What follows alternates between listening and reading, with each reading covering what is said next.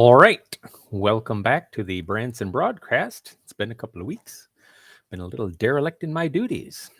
So anyway, today we're going to talk about a common argument that naturalists give when we talk about origins.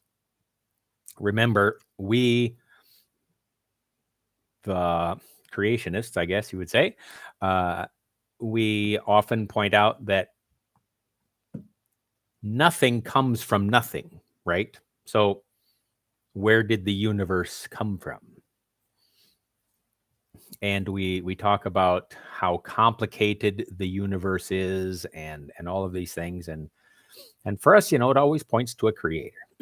So we can let's put this in a little bit of perspective. Let's talk about a mobile phone, which is a very complicated instrument, of course. And let's let this represent the universe, right? So the universe, very complicated, mobile phone, very complicated as well. Now, if I show you this and I say,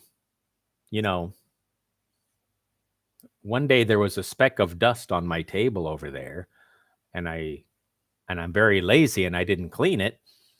And the next day and the following day, it just continued to get bigger and bigger until finally a year later, there was a mobile phone on my desk. Well,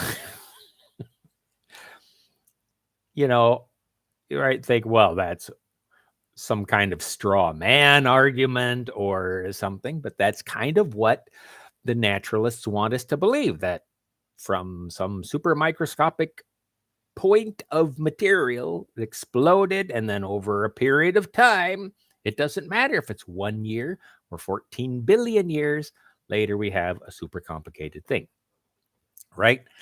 So I mean, that's one thing that we could say, but and it's a legitimate argument, by the way.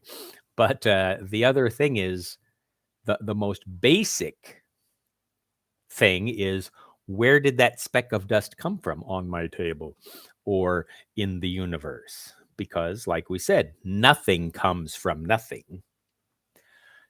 Things come from other things, always, and there's no way around that. So then our question is, where did the original material for the universe come from?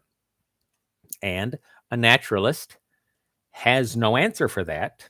They talk kind of around the problem, but a lot of times what we hear then is, oh, well, you believe God created the universe? Well, who created God? And then, well, it's not the slam dunk that they think it is. Because, I mean, if we use this to represent the universe, and we use a very, very inadequate person to represent God, let's say that I'm God. If I create the phone, okay, somebody created me, right? And somebody created them, and on and on and on. That series of events explains where the phone came from. But a naturalist wants us to believe that, no, the phone came into existence on its own, whether the original materials or whatever. So if they ask you, so God created the universe, who created God? Well, maybe there is another being behind the person that we know as God, behind Yahweh. Maybe there is. Maybe there's, Yahweh and super Yahweh and mega Yahweh and super mega ultra Yahweh. Maybe there is. We have no information about that. The only thing we know is that this universe was created by some type of being, some kind of intelligence. So a naturalist will say, this came into existence on its own.